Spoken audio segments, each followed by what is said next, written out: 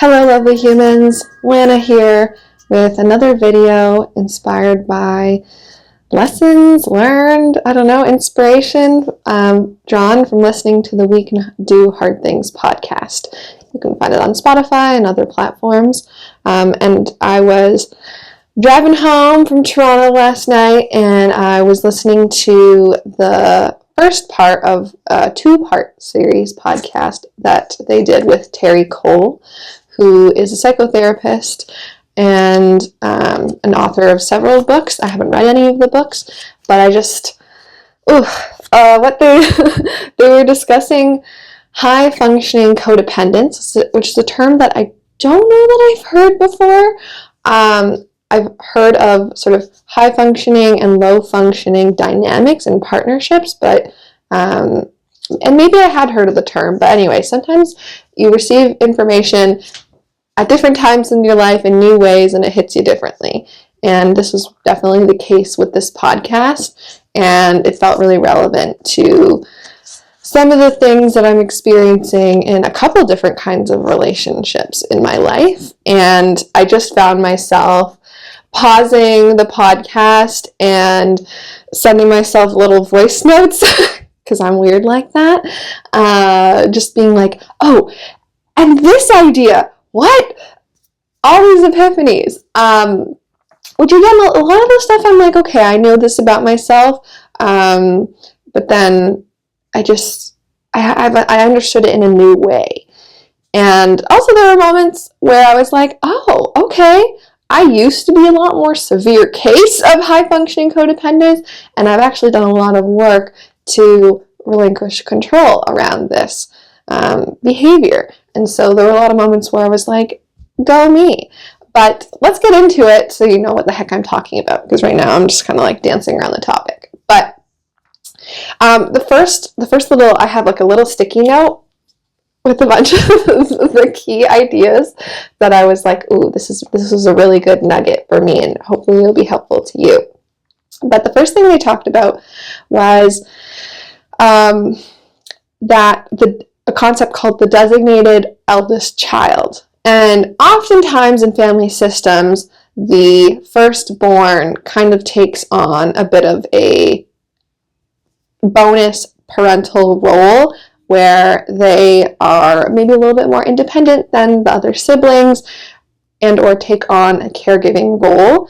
I see this a lot in eldest daughters, and so basically the term the designated oldest child refers to the fact that sometimes birth order doesn't matter. Sometimes there's just different dynamics, life situations, whatever, that make it that maybe it's the youngest child that actually is the one that is more independent and actually watching out and worrying about and caring for the older child. Or maybe it's the middle child, or it's the eldest daughter, where I kind of feel like that was my case growing up, and still something that I experience to this day in little ways. And so this high-functioning codependent is somebody that is constantly, worrying about other people, really, and the key thing was that they mentioned control the outcomes for other people at our own expense. So at the expense of our own peace and sanity and maintaining our full cup, we are often trying. So if there are some examples that were given, but let's say it could be with family, it could be with strangers. You're waiting in line, you're at a hairdresser and you're at a sink and they've just like let you sit. You have like hair dye in your hair or whatever, but you're not actually using the sink, but it's a really busy studio, like salon, and so you're like sitting there being like, oh gosh, like I should tell somebody that they can use my sink because I'm not really using it. I'm just sitting here. And then it's like this overwhelming urge, and then you go and you tell someone, you're like, hey, like you can move me, I don't need to be here. And they go, it's finally, like we do this all the time, it's always busy on a Saturday, we got this. And it's kind of like, oh shit, that wasn't even my job to be caring about the flow of the studio and how busy it is and how many customers. I could have been sitting here in my own lane, meditating, listening to music, I don't know, just sitting in peace, versus carrying all this worry and weight and guilt over, oh gosh, there's this situation, and what if the other people are annoyed that I'm sitting here and not doing anything, and blah, blah, blah, blah. Or let's say you have a sibling or a family member who is struggling with addiction, and you're the kind of person that is constantly, when you're out and about with friends and family, instead of actually enjoying the present moment, you are wondering what they're doing. Are they okay? Is there something that I need to do? Blah, blah, blah. Or if you're a host at a party, you're almost wishing that the party would just be over, because you're not really even enjoying yourself, because you're too busy worrying about, is everyone having a good time? And, oh, these plates need to be brought to the sink, and, oh, more dip needs to be put out, and blah, blah, blah, blah, blah. Or, oh, this person hasn't really spoken much, like, maybe I should connect them with this person, or create an opportunity for them to share. You're managing everything, and you're monitoring emotions, and so much so that you're not even thinking about yourself, or it's at least coming at the detriment of yourself and your energy. Basically, it's like this urge, which kind of makes it a bit of an addictive behavior. It's like when you can't help yourself, can't help but step in and help the other person. And again, addictive behaviors are often a compulsion that then results in like a negative consequence for you and your health or your well-being or your finances or whatever. So it's kind of an addiction, and it's you giving up your energy to other people. And so they talk, like, I really recommend listening to the full episode, because, I mean, it's 7 minutes in and I have only talked about one bullet point, but they talk a lot about the energy flows and how there's things you can do to kind of zip up your energy and protect it from just leaching it out into other people. And okay, so designated older child, we talked about high functioning codependence and kind of what it is.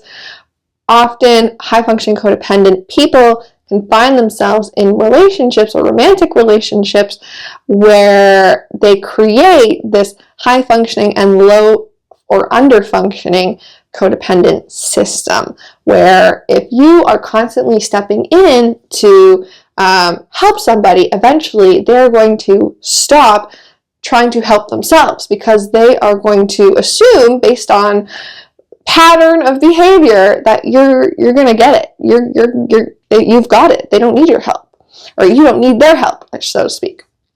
And this, again, results in resentment and burnout.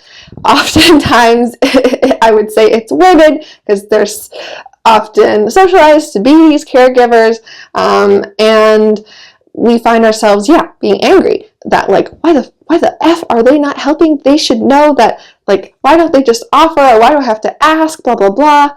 And it's because we've almost backed our partners into this corner and trained them into underfunctioning by doing it all.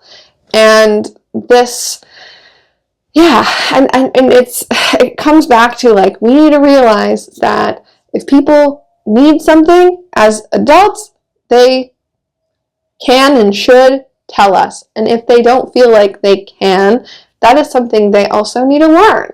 And if we are constantly reading into and monitoring and trying to read their minds as to what they need, we're taking away an opportunity for them to learn what they need.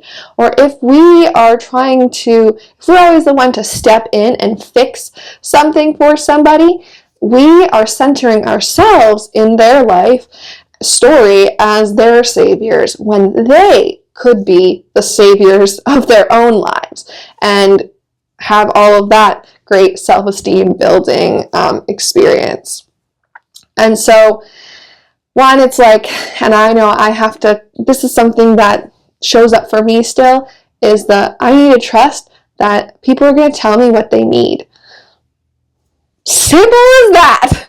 And that if they haven't asked for anything, they don't want or need anything from me, and that doesn't mean that I'm missing something that they haven't communicated, and therefore I'm bad, or I'm being a bad partner, or whatever. And I think for me, this comes from growing up and often being in a household where I felt like I had to read between the lines, monitor the situation, walk on eggshells, and try and anticipate where a potential conflict might occur, or anticipate, like, and read into what is that person's emotions, what might they need, what could I do to try and avoid a conflict. And so I know for me, it can be really hard to just literally accept what the information that someone is giving me, and not create these narratives in my mind that, but they just don't want to ask, or, they're just so selfless, and they don't let other people take care of them. So but I really want to be the one to take care of them. Or, yeah, they're not asking because they don't think they can, or whatever it is. It's like I have a hard time not doing anything. And I think this comes back to as well what they talk about, and I think what was probably like the biggest nugget for me was just the idea that true love means trust, and means trusting that your partner has got this, that they will fix their own problems, they will solve their own problems. And yeah, that's a big one. And then also that for us high-functioning codependents, we have often learned throughout our lives to kind of wave this flag of pride that we are so independent and we don't need anybody, and that if anything, people come to us for help. And it's this like badge of honor, and that can often turn into martyrdom over the course of someone's life, because it can lead to a lot of resentment, because we're constantly pouring out and giving, and not accepting anything in return. And often it makes us come off like a jackass because we're giving unsolicited advice, and we're just like hopping in with a silver lining, or a here's the solution, and not like just being there for people and sitting with them and their pain as a human. Because this is another thing, I'm going on all these tangents, but oftentimes, like, people know what they need to do. I know this for myself. Like, if it were that easy, no one would need a therapist. No one would ever be sad, or what. Like, sometimes you actually just need to feel an emotion, even if you know, like, oh, like, I can rationalize, this person did this because of that, now I feel this, that's why I feel this way, and that's all right. Like, doing that rationalization isn't always the answer or that helpful. Like, it's sometimes we just want to sit with a feeling, and that's harder sometimes than being like, oh, here's what you should do, because the here's what we should do and the hopping in with a solution makes us feel better, because we're not having to sit with the pain. And that's something that I think I've gotten better at doing, and like literally just like asking for consent, like, do you want my advice? But they also talked about using expansive questions to, instead of hopping in with an answer, to keep flipping it back on the other person. Like, is there more that you want to say about this? How do you feel about the situation? What do you think? Blah, blah, blah. And they use an example of how you can use this with kids, actually, to help them develop their reasoning skills, versus kind of almost helicopter parenting and jumping in with this is what you should do, letting them come to the answer on their own, which again builds self-esteem and confidence and all of this good stuff. But yeah, we're wagging this badge of honor, this flag of, oh, I'm so independent, I don't need anyone, everyone just like comes to me and needs me.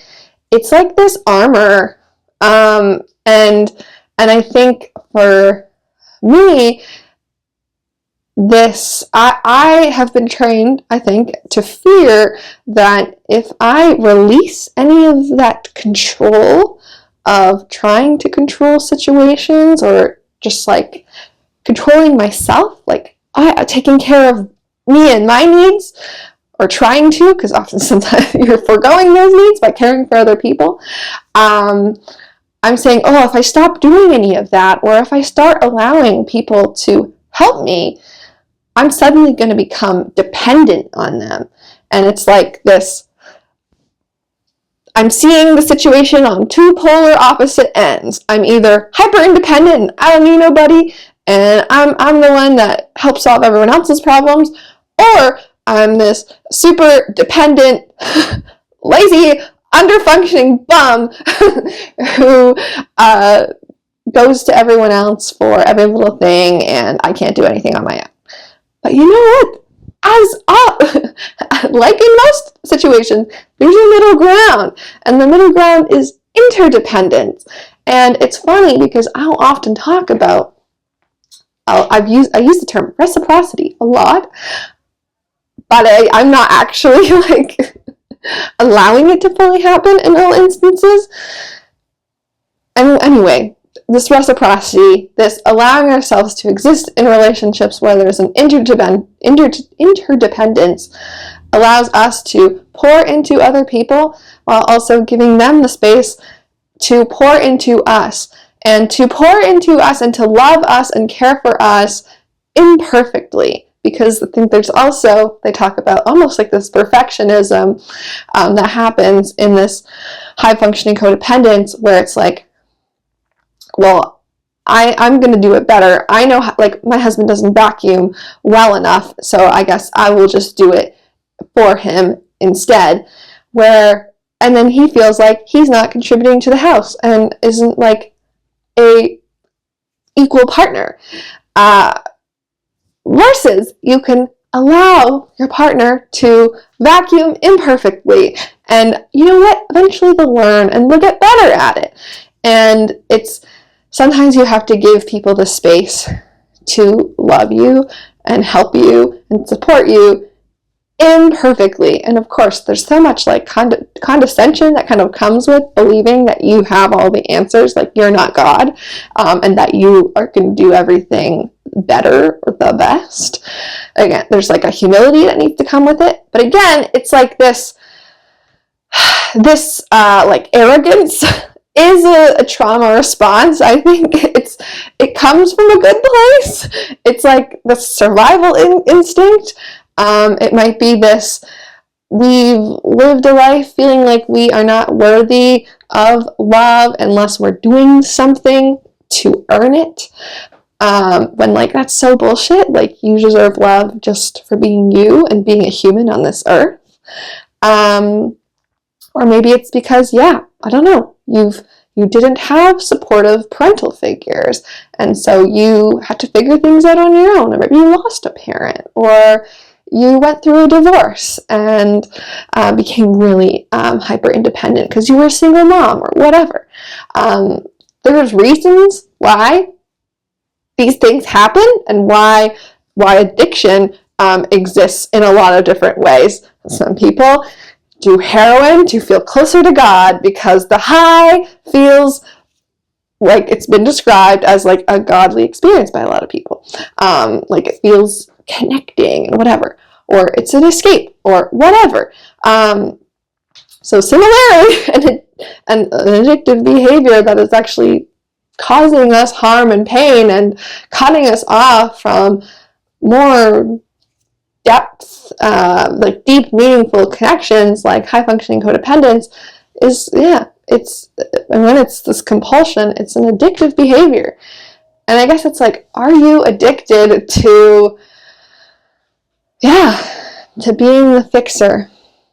And how does that make you feel? Are you feeling resentful? Are you doing things that you don't really want to do? Are you feeling burnt out? Are you feeling like, man, it'd be nice if people asked if I was okay, if I needed anything?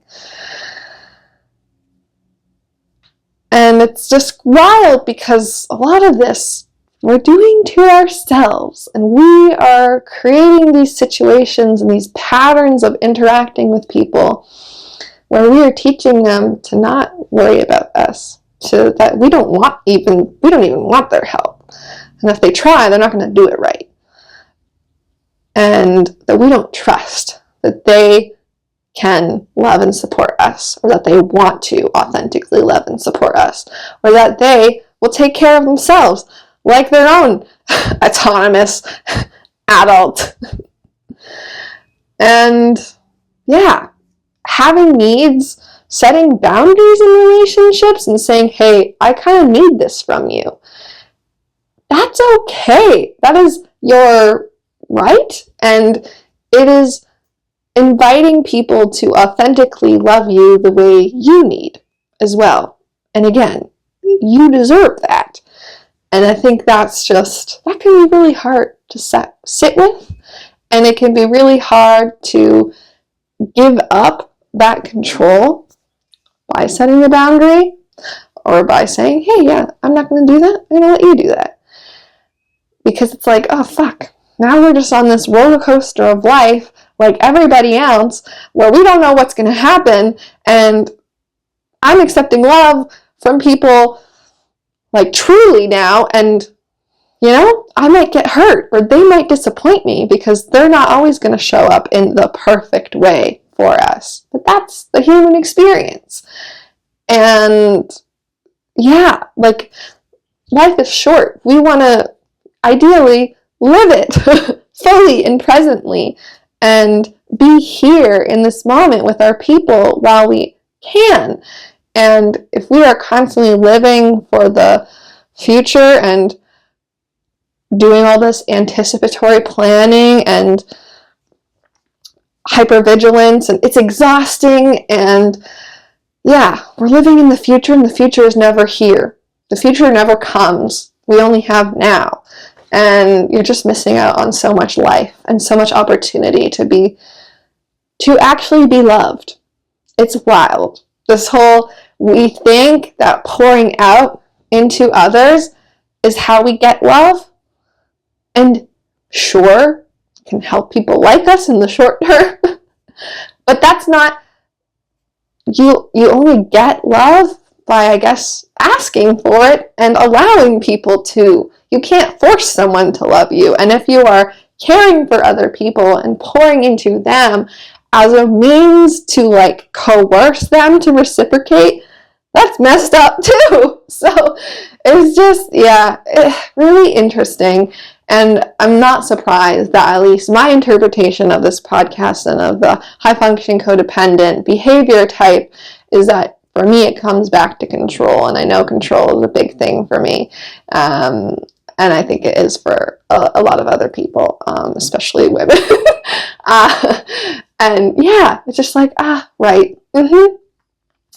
Another reminder area of life where I'm like, okay, you know what? I've actually gotten better in some ways of being like, okay, I'm going to let that person mess up their life if they want to.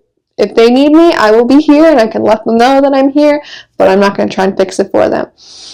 But then there are other ways where it's like, oh shoot, I have a hard time trusting that this person isn't withholding a need from me and is mad at me secretly, or I'm having a hard time setting a boundary in a relationship and saying, hey, this is what I need, and I need you to do this or support me in this way, and if not, you're hurting me, blah, blah, blah. You can often lead to holding on to painful relationships. And just that whole concept of why is it so, and this makes me think of when I came out to my parents, when they actually responded in kind of a positive, more positive way than I thought they would, it was unexpectedly harder than I would have thought to have a good reaction, because I was so not used to, I guess, that feeling of like, wow, accepting a good thing is really hard for me. And I've talked about this a lot on this channel.